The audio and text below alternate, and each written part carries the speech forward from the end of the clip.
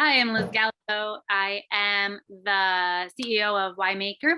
We do STEM and Maker Ed professional development, but more important than that, I am a technology education teacher by heart, by training. I taught technology education for over 10 years in a bunch of different schools around the New York City area. And now I run WhyMaker to really support other educators around the world to do awesome STEM and Maker Ed and technology projects. So I'm so grateful you're all here because I think Phidgets is an amazing product. And there's so many great opportunities for using Phidgets in your classroom. So I'm excited to talk to you about them today. So WhyMaker, just for your reference, is a woman-owned business because I own it. So if you're working with grants or grant funding, any federal state funding, we can support all your minority and women-owned business needs for that grant funding. So keep that in mind as you're building out your classrooms and your STEM stuff for the year. So WhyMaker, really quickly, we provide customized professional development for schools and associations for all things Maker Ed, STEM, design thinking, robotics, project-based learning, assessments, special ed stuff, middle school stuff. We also do a bunch of STEM products curriculum writing, and we currently resell 15 STEM products that we would use in our classrooms, that we support, that we think are legit. And we have a whole product line where we sell an online course, we sell maker kits for teachers, teacher planners, lesson ideas, lots of other great stuff on whymaker.co for you to check out to support your teaching. So the kids are right. School's boring. If you've ever asked your kid, how's school today, honey? They'll tell you, it's boring, it's fine. And they were saying that pre-pandemic. And then there was this pandemic, and our kids got so disassociated from the physical school building and the community that was there. And school became even more boring because they missed their friends. So I know as STEM teachers, that's been so hard for us to continue to build those relationships and continue to support our kids in their learning in the way that we know that they love, and that's really great for them. So at WhyMaker, it's our mission to make school not boring. As STEM teachers, it's your mission to make school not boring and the most enjoyable part of their day. So we use design thinking as a way to make school not boring and relevant and engaging for kids. So everyone always asks, what is design thinking? Well, it is a problem-solving process. It is a process to help you solve problems. And that problem-solving process focuses on the wants and needs of the people, where you brainstorm ideas, you plan a solution, you build that solution, and you evaluate it. And we use this step-by-step process to help students stay organized and create the best possible solutions to challenges. And this process can be used in every subject area and for many different reasons. It can be used for writing essays. It can be used for designing science experiments. It can be used for community service projects. It can be used to build a robot. It can be used to solve math problems. So design thinking is really a powerful tool. And personally, I believe that if we teach kids how to solve problems, they're really going to help our future and really help be a successful, thriving citizen of our society in the future. So no matter what you're teaching, consider teaching some design thinking. And the best part about teaching design thinking is that we can use Phidgets with it. And Phidgets work so great for using design thinking. So at WhyMaker, this is the process that we use and we teach for design thinking. We go through a discovery phase. What's the problem? Where are we seeing problems? Because kids, although we want them to be problem solvers, they need to be problem finders. So they have to be able to see problems in the world and think about, can I solve that? Or do I want to solve that? So we help kids think about problems. We help them empathize with the user who's experiencing the problem. So, kids how do they build relationships? How do they interview? How do they observe people? How do they put themselves in the shoes of the person they're designing a solution for? After kids empathize, they brainstorm. They come up with lots and lots and lots of different ideas for how they can create this solution. And it's the most fun part of the design thinking process is brainstorming. Once they finish their brainstorm, they ideate. So they choose one specific brainstorm that they want to create, and they plan it out. So they do lots of planning, sketching, designing, practicing, and then they prototype, they build it. So this is their opportunity to create their idea and create their solution to the problem. Then they evaluate it. Does it work? Does it meet the challenge criteria? Do the people I designed it for want it? Does it work for them? And the last step in the design thinking process is redesign. So based on all that information you got from testing and evaluating, how can you redesign your solution to improve it, or to make a version 2, or to change it a little bit so it can be more enjoyable for the people who are using it? So this is the design thinking process we use at WhyMaker. And why do we want to teach our kids design thinking? Let me tell you, so many businesses and industries are using design thinking. Everyone from healthcare to agriculture companies to robotics companies to human resources departments are using design thinking to figure out how to solve problems in their organization and problems they see in the world. It focuses its efforts on human-centric solution. So solving problems for humans. What problems are humans having, and how can we solve them? It's a process for really identifying and solving those difficult, challenging problems that are massive and never thought they could be solved before. The design thinking process gives us hope that we can solve those problems. And they walk you through from research to creation to implementation and improvement. The process really helps you make sure that we're getting all the information we need, we're creating something, we're implementing it, and we're improving it. All these businesses and industries that are using it, they're speaking that language, right? They're talking about empathy. They're talking about designing. They're talking about prototyping. We need to equip our children with that language so they leave our schools, going into jobs, going into colleges with those words that they can use that will set them apart from others. So why do we want to do design thinking in our schools? Why in our schools? Like I just said, we want to get our kids to speak that language. We want to engage our students in real world, meaningful and helpful projects, right? We don't want kids to say school is boring. We want kids to say, oh my gosh, mom, dad, grandma, auntie, I had the best time in school today. Because you know what I did in my technology class? I'm working on designing a solution to help someone solve their problem. We want that. We want them to be invested in our school system, and they deserve to be. They deserve it. They deserve an outstanding education system. We can use this design process to help keep students focused and on task.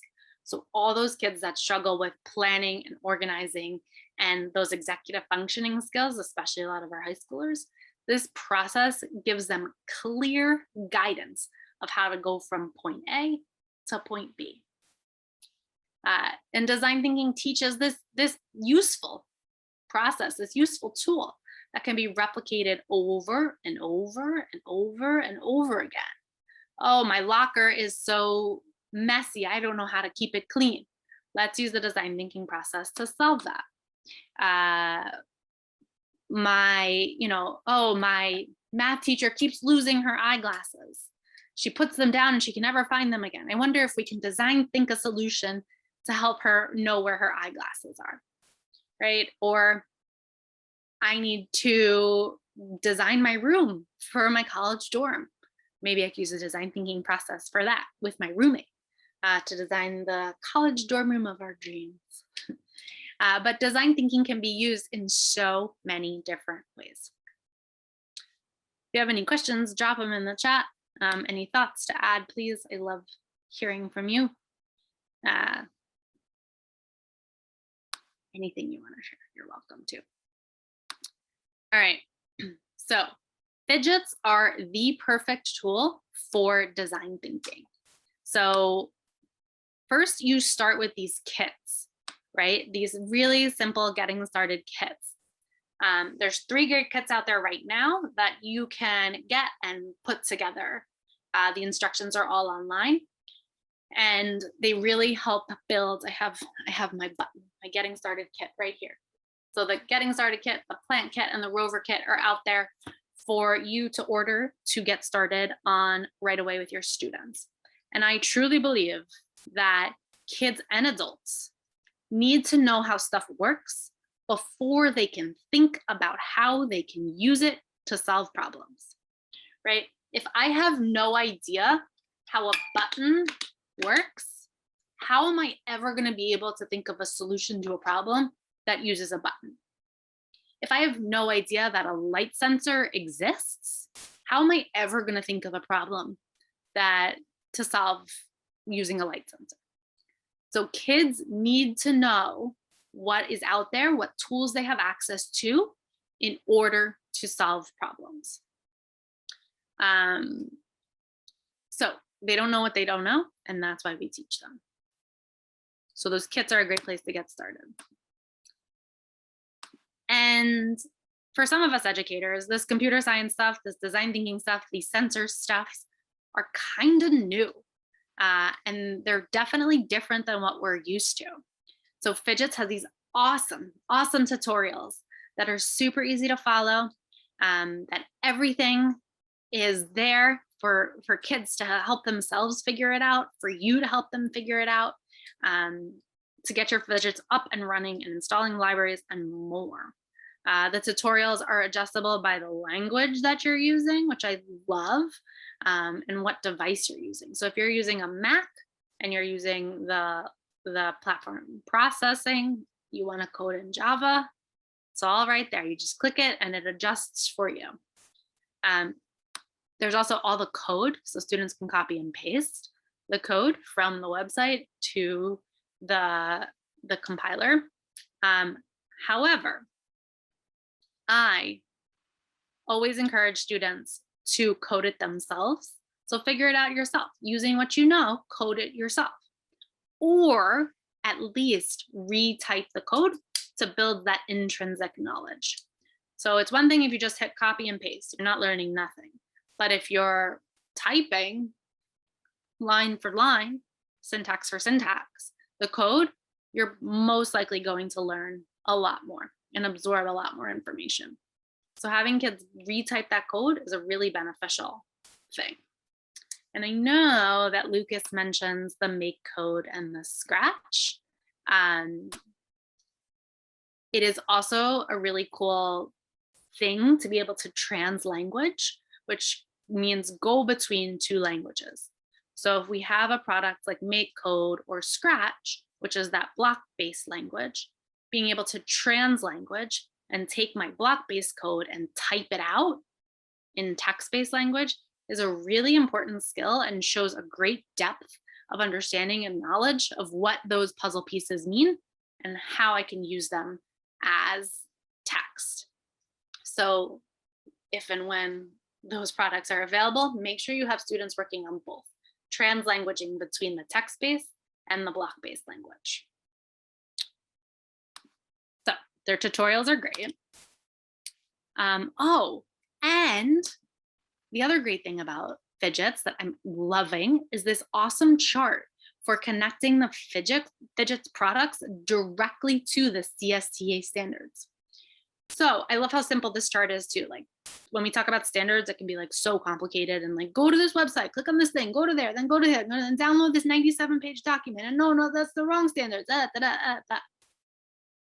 Standards can be very confusing to deal with. This Excel chart this Google Sheets chart that they have makes it so easy. You can simply like look at this chart and say, what do my students need to practice with? and find what that application is that you want students to be practicing, and then find the matching Phidgets product. So, if students need to translate different bit representations of real world phenomena, such as characters, numbers, and images, well, the application to do that in Phidgets is using the mood sensing project and their getting started kit. It tells you exactly what to do for that standard. It's simply genius. It's so simple to use. Definitely check it out. Make your life a lot easier when writing lesson plans or planning for the future. All right. So now you and your students have practiced with a bunch of Phidgets, and they are crushing it. They're crushing through those CSTA standards. Now it's time to implement that design thinking. So what's great about these sensors is that they're professional grade. So they aren't crap, and they're not going to decompose in your classroom, right? Like all those other tiny little sensors and stuff that people sell to students, right? That just fall apart when they drop on the ground, or like a kid turns the wrong way and it rips apart, or the next thing you know, it's the second time you're using them and they're all in pieces and you have no idea how that happened. The Phidget stuff is going to last in your classroom. You can use it from year to year, project to project, and it's not gonna decompose like those other bits out there do. So when we're thinking about doing design thinking with Phidgets, we really wanna think about setting a design challenge. So you wanna provide your students with an open-ended design challenge that gives a broad explanation of a problem.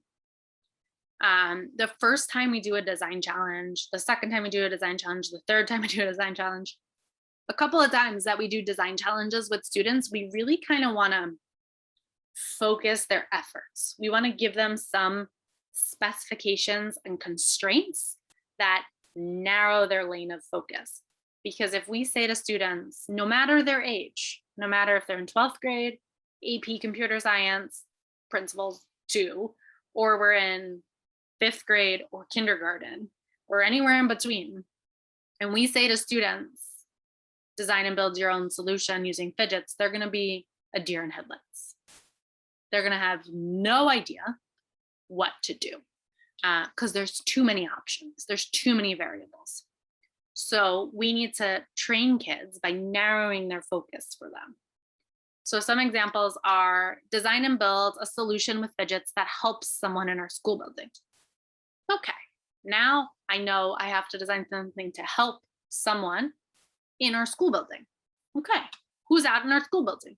Oh, there's the secretary, there's the teachers, there's the aides, there's the other students. Lots of opportunities to help other people, but my focus is narrow, right? I can't leave the building. There's worlds out there, but we're really focused on this world. So we can constrain our users, who our users are going to be, someone in the building. Design and build a solution with Phidgets that makes the school day more enjoyable for someone. So again, we're in our school building. We got to make the day more enjoyable for someone. So how can we do that, right? That narrows the focus too. Design and build a solution with Phidgets that teaches someone else something. Now I got to teach with Phidgets. Oh, that's kind of cool. Design and build a solution with Phidgets that provides important data to someone. So I wrote that and I was like, what do I mean by that? And then I realized it could be counting how many people are in a space. It could be thinking about the light and how the light is coming into the classroom. There's lots of ways you can provide data with these bits. So things you can constrain, things you can limit for your students when thinking of design challenges. The user, design for a grandma, design for a toddler. You can constrain the user. You can constrain the materials. You can only use the light sensor and the LED. You can only use 4 Phidgets. You can constrain the time. You have 2 weeks to solve this problem. You have 20 minutes to solve this problem. You can constrain the budget. So you have a budget of $1,000. This is how much everything costs. Here's your budget. Or it could be a real budget if you have those funds. So once we set that design challenge for students, we start to get them thinking instantly, like, how can I discover the solution? And we really want to make sure that we give kids opportunities to discover a problem and interview people experiencing the problem. So we want to send them out into the school building. Go talk to people, see what you can find, observe. What do you notice? We need our kids to be problem finders as much as we need them to be problem solvers. They have to find the problems in order to solve them and be invested in coming up with a solution for them. So give them that opportunity, give them that space, teach them how to do observations, teach them about a 5 senses check-in, something we do at WhyMaker. What do you see? What do you hear? What do you smell? What do you taste? What do you feel? Don't lick anything. Just use your senses. So you have to train them to do that. Train them to do interviews. How do you ask good interview questions? Prep them for interviews so they're not just blabbering when other people are interviewing them. And then we want to encourage students to brainstorm lots and lots of ideas. Lots of ideas. We brainstorm ideas. We don't brainstorm solutions. We brainstorm ideas. Ideas for solutions. Come up with lots and lots of ideas. And then we want students to choose one and only one, and I mean one, idea to turn into a solution.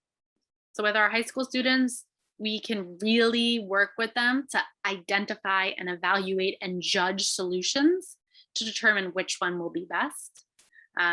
With our younger kids, it's really kind of like a gut feeling of what do I think is going to work versus what am I interested in. I'm interested in that one. I'm pretty sure I can make that happen. That's the one I'm going to do. So with those high schoolers, though, there's lots of opportunities for us to make judgments and evaluate which solution will be best. And then we want our students to plan it out. That's the next step in the design thinking process, is to plan out their solution, all the details, label it, draw it, sketch it, make sure it has sizes and measurements and placements and the list of materials you're going to use, and they're all labeled.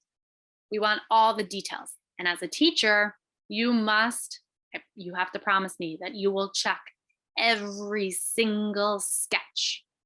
You will check in with each student and check their sketch. Does it make sense? Is it doable? Does the kid sound like they know what they're going to do? You feel confident that they understand how they're going to get to this solution? 75%. 75%. They know how to get there. So you want to check that, because if you're like, oh God, this kid has no idea how they're going to solve this problem, and you have that pit of despair in your belly about this kid and this crazy contraption that they're designing, that's not going to work, and we don't have time to make it happen, and we don't have the supplies, and I love your ambition, but right now we're working on this problem. We can bring them back down to planet Earth. Okay, love your idea. We can totally work on that after school, but in this class, how are you going to make this happen? And be real with them, because it's a great place to give honest feedback and have them take it. Yeah.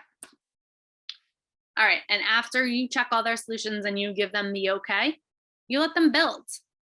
Go build your solution. And the best way to build a solution, particularly with bits like this, is to code it first, test your code, debug your code. I'm not telling any computer science teacher anything new. And then build the physical add-ons. So what you want to train kids to do is, okay, connect your Phidgets to your hub, connect your hub to your computer, code it, test it, debug it, test it again, debug your code again, test it again, debug your code. Okay, I got it, it works. Now I get my sensors are doing what I want them to do. Now add the physical add-ons. So now we add the box. Now we add it to the plant. Now we add it to the teacher's eyeglass case in my math classroom because she keeps losing it. We want to make sure the code works before we build any extra add-on components, because that will really help everyone be successful and really focus their efforts on the code and the construction, and then the physical build comes second. So I have a motto, I say, function before decoration. Function before decoration. It's got to work before it looks pretty. So the glitter goes away. No glitter in my classroom. The glitter goes away and you make it function. After kids build it, they test it with one of their users. So they call the janitor, they call the math teacher, they call grandma, and they test it with them, right? How does this work? What, and they're asking for feedback. And you can have high school kids think of really specific things that they're looking for in their first test with the user. Oh, I'm looking to see how they hold it in their hands. I'm looking to see how many times they press the button or how many times the sensor goes off or whatever they want to test for. They can list out explicitly what they want to test for with their user. And then we want our kids to redesign and modify based on feedback. Everyone told me how ugly of a color it was. I'm going to pick a different color. Everybody, it was too clunky. Okay, I have to make the box smaller. Whatever the feedback they get, they should have an opportunity to redesign or think about their redesign. I know when I do design thinking projects, we get to like the end of week 2.5, 3, and I'm like, I can't do these projects anymore. I'm having that feeling of like, oh my gosh, I'm not going to have time for them to redesign. And that's okay. Kids get that time runs out in school. So you can just say to them, write down what you would do for your redesign. Write down what you would do differently next time. And that's good. That's great. We want them to be thinking about it. And our last step is to have them present their solution, present their final solution to that user, present it to the class, present it to the school, present it to whoever's going to listen. We really want to give kids these opportunities to engage in real projects that real people are going to see. Put it on display. Watch it work. Make a sign explaining what's going to happen. And then the age-old teacher question. How do I assess a design thinking project? It's very easy. You assess students based on their character strengths going through this process. Did they persevere? Did they follow the process step by step? Did they include lots of details? Did they make good judgments? Did they collaborate? And we assess students based on those things, which are really the things that are important when you think about if you have a job or if you are solving a problem or if you're being a good citizen. Like, are you doing those things? Maybe they built their thing, their code got all funky, they learned how to code, they persevered through their code, they debugged a whole bunch of times, they brought in someone else to help them, and they finally figured out their code. And at that point, they had one more day. So their outside physical appearance didn't look so great. Well, we're not going to grade them on the fact that it didn't look so great. We're going to grade them on the fact that they tried and tried and tried and tried and used outside resources to help them be successful and were successful. We can say, how thoughtful are you on your redesign? Were you really thoughtful there? We can do peer feedback. Give some feedback to your peer and then take that into account. We can do self-reflections, which are so important too. Asking kids, what did you learn? Another great question for our upper middle school, lower high school kids is tell me the parts of the whole. What are the parts that make up this project? And even though kids build it, they might not be able to tell you what the parts of the whole are. They might have no idea. They'll be like, no, it's a box. There's buttons. And you can be like, okay, but what are the parts? Well, it's a box. It's a game I play. It's very tricky for kids to understand how all these things came together because all of our phones are black boxes, right? It's just a box. It works. I don't know. It's a phone. It's just a phone. But really thinking about all the parts that make that up will really help kids start thinking about like, oh yeah, someone has to put all this together. This could be a career for someone one day. That's what we want to get kids to think about. All right. So last couple of things. Design portfolios. Design portfolios are a portfolio of some sort, also called an engineering journal or an engineer's notebook. I'm doing a lot of research on these lately. They help kids stay focused and on their projects. Um, they walk the students and the teacher through the process step by step, guide students to create the best possible solutions. Students of any age or any ability level can use a design portfolio, and we customize each portfolio for the specific challenge. So we change the design challenge at the beginning, the specifications, the constraints, any materials that kids need to know. We can change any of that in a design portfolio so that it's customized to the project kids are working with. And it really embeds it in their heads, this design thinking process. It documents their work. So it's another great point for assessment. Kids all the time will hand you something and be like, well, how'd you create this? And they'll be like, oh, no, I just put it together. Okay, well, how am I going to grade it? Right? We can grade these design portfolios as a way to see their thinking and know they didn't just do it yesterday. Right? And then on the WhyMaker website, there are tons of great resources for preparing students for design thinking. So the first is the teacher project planner, really walks you through step by step how to use a design portfolio, use a design thinking process with your students, and help you be successful. And then the student design portfolio is on there too for you to customize and use however you want. So they're both in the WhyMaker store and you can go check them out. I think you guys are awesome. And I'm going to pass it back over to Lucas to talk about your free sensor. And please put questions in the chat. I know that there is any questions, any thoughts, any ideas. Phidgets would make a great project for AP Computer Science principals. Definitely. Lots of opportunities there to make coding real and off the screen.